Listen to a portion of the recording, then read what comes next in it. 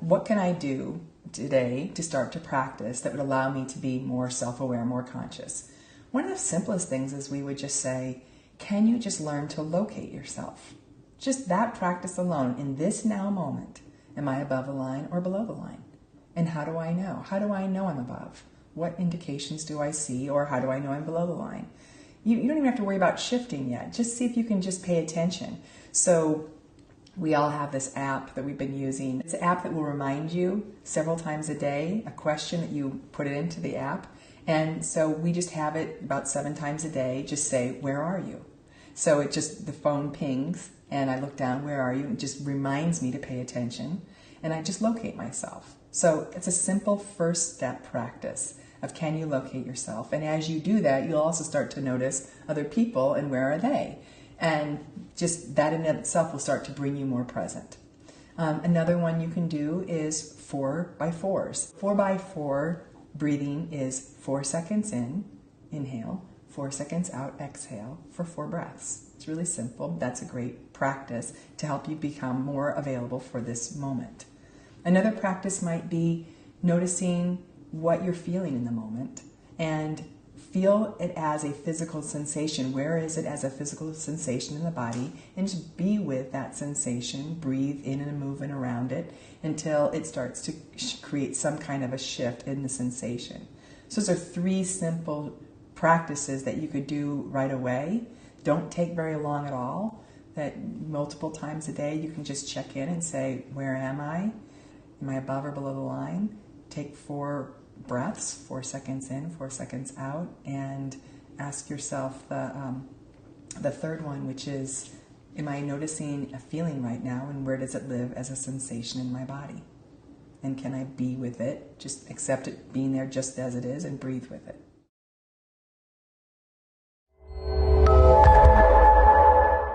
I would say that the reason why I got to the place I am is because I practiced more than almost anybody I knew. I went to school with lots of other people and we all got it together, but there were a few of us who went away and changed our lives by practicing daily. And literally, I got 2 other women. I was living in Michigan, another one was in Vermont, another was in LA. We all recognized each other as wanting to practice. So we were so committed, we all moved to Santa Cruz, California, within a couple of blocks of each other to practice together. We probably spent 7 years practicing almost daily in one area or another, and I got so good at it now that I can teach other people from my own experience and from having now supported so many thousands of people over the last decade in shifting, that I know what works and what doesn't work, and what practices really seem to stick and which ones don't. And it really has everything to do with how willing are you to want to be more self-aware. And to the extent that you're genuinely willing and you've got your whole being willing, then you'll incorporate these practices, and it just starts to happen. Just like the body will start to change form over time. It doesn't happen right away. One of the things we say is don't give yourself a grade for about a year, so that just like you wouldn't want to give yourself a grade about your body physically changing for some time. But you'll start to notice, and the payoff, what people get individually, the payoff is there's a deeper sense of calm, peace, freedom inside of themselves, more loving acceptance of themselves, more empathy and compassion for others, a closeness to others, more aligned with who am I and what are the gifts I have to give, and a confidence that I can go create a life in which I can give them, and be paid well to take care of myself and whomever else I'm taking care of. Also, there's more creativity in the thinking mind, so there's more innovation there, more ability to stay focused, more of a choice of which behavior do I want to do in any moment. So do I really want to eat that candy bar, or is that actually not really going to bring my energy to a place I want it to be? I'm just going to pay attention to how things affect me and affect others. And then as a team, what happens is, one of my favorite things to see is to watch teams get more, I would generally say, like, heartfully connected to one another. So that when I come to work, it's like, oh, you guys are my family too. And there's such a different feeling to walk in that door with just some coworkers versus like these are people I care about who care about me. And If there's something in the way of our relationship, we'll take responsibility to clean it up, and I can trust that they would do that as much as I would. It gives you a really different experience of co-creating together that I love watching that transform on a team.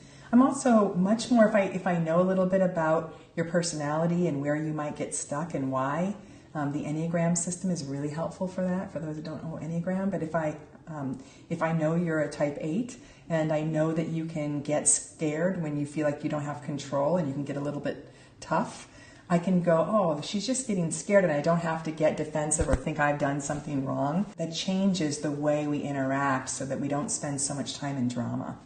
All that time in drama costs companies. It costs you and your ability to be effective in what you're doing. So we tell companies, this is going to affect your bottom line in several different ways. One is, you eliminate drama, you're going to get more engagement, you're going to get more innovation, you're going to get people actually who are healthier. To be living below the line, you actually have to hold your breath just a little bit. And oxygen is this big source of our well-being. So if I'm not having full access to my oxygen, I'm likely going to have some dis-ease, some disease. And we know that many, many diseases are related to a lack of oxygen. Healthcare costs go down when people are living above the line. Certainly in my life, I am so much healthier. I used to be a pretty sick person, got the flu 2 or 3 times a year. I just rarely ever get sick anymore. Healthcare costs, ability to be engaged both physically and mentally and emotionally into the job. Less drama of us having to spend time nanning about things. Also, because we have a culture that people enjoy so much, we attract much better talent. We're spending less money on costs for getting good talent in. Asana is one of the companies that I'm working with right now. They're a really cool company anyway, but people are really excited about, oh, Conscious Leadership Group is a big part of the culture here. And that's interesting to know that, wow, some of the bigger companies might give me some benefits, but you guys are really living and practicing this stuff. And I'm likely going to have a more enjoyable day-to-day experience, and that might be worth more to me than some of those extra goodies I get from a larger company. So that affects, especially for a startup, I think that can be a big game changer in being able to demonstrate that we're practicing this stuff, so you're going to have a different experience here.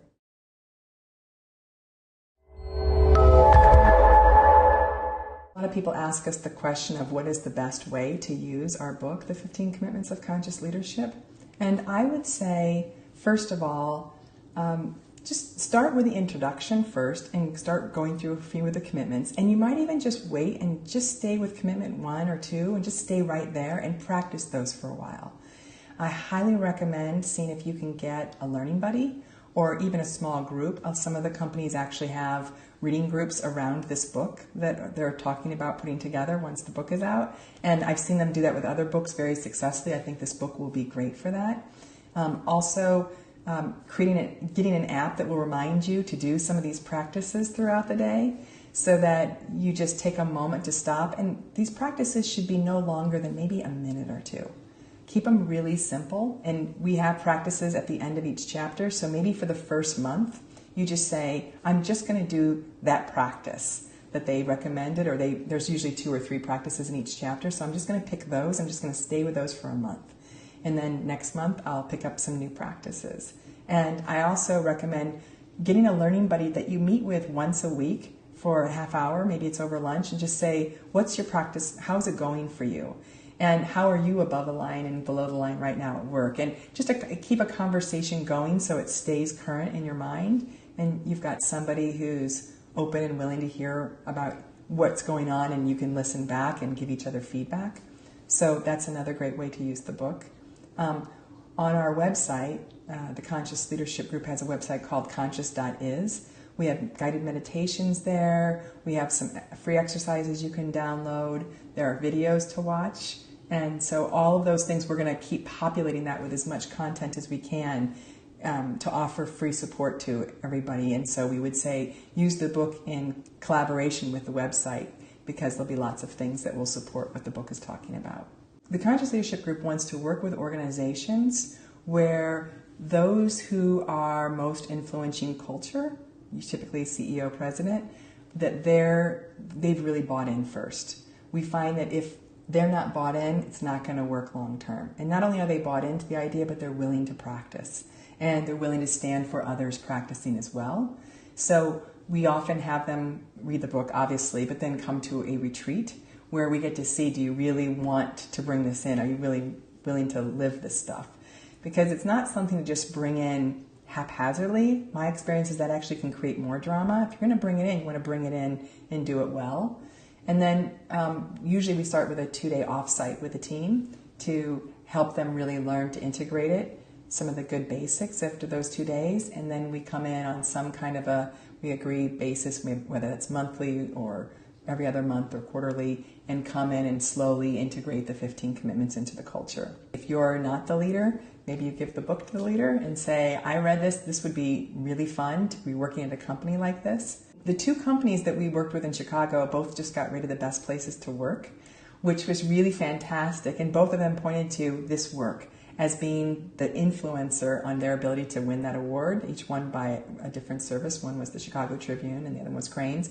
Each gave each company the award. And it was exciting to see that they've been practicing long term and that it did create the result which they said they wanted. And so now it's helping their bottom line in lots of ways. They brought us in slowly and methodically and they really practiced. And it meant that the leader, in both of those companies, the leader is deeply committed to the work.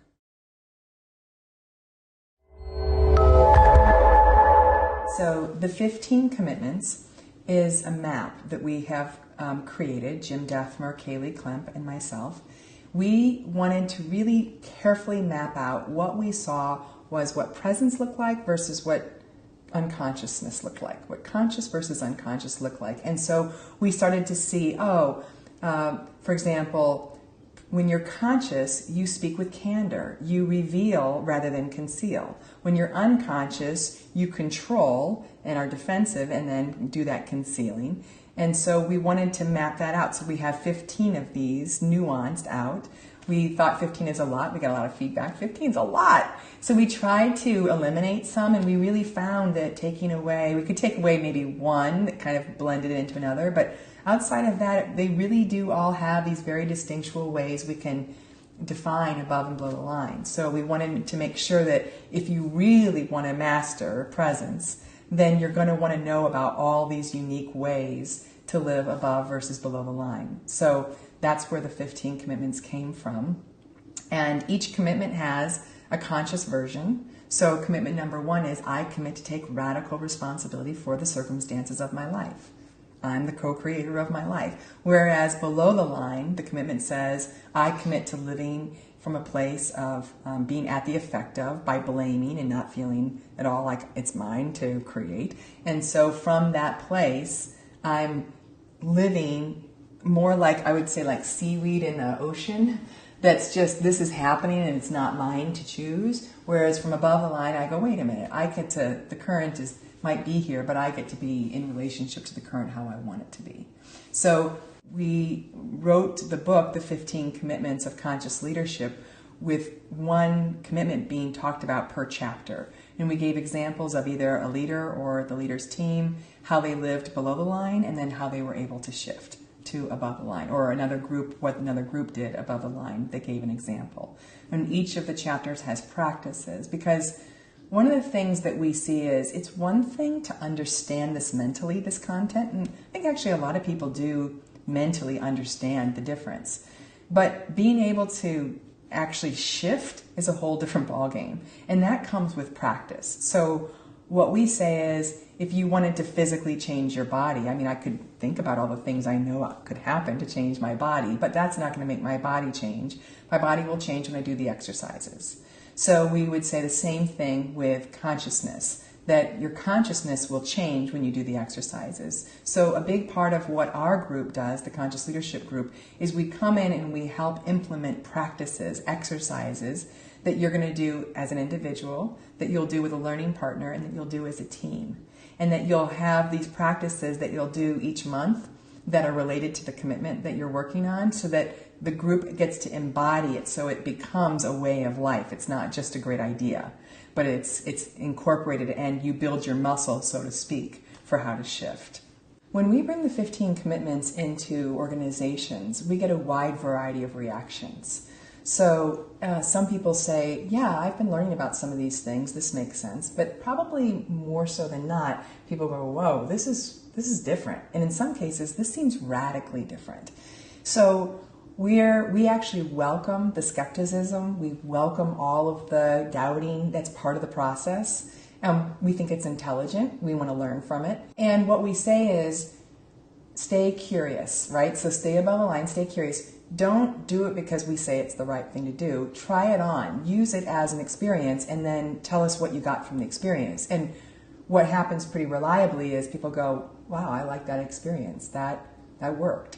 And so what was maybe something that seemed kind of new agey or a little, touchy-feely, now becomes something that is a practical tool that they're using that does create a different result, that's one that's more preferable to them. So we're used to it now. We're used to the fact that we're going to get a decent amount of resistance, at least from a couple of people in the room. And it's the territory now. In fact, sometimes we'll even say, come on the drama triangle and tell us how stupid this stuff is. And we have this thing called the drama triangle where they can come and bitch and moan and complain for a minute and start to learn something about themselves in that drama triangle. I usually invite people to come up and let's let it all out, all of our doubts in the room, and that usually lightens it up, makes people more available for curiosity then. We did put the 15 commitments in order for a reason. So the idea being that you really needed to understand those first 6, those are the fundamental ones. And once you got those 6 down, the rest started to unfold more easily. So sometimes those latter commitments, if not brought in after the foundation ones, they're a little harder to drop into and fully comprehend.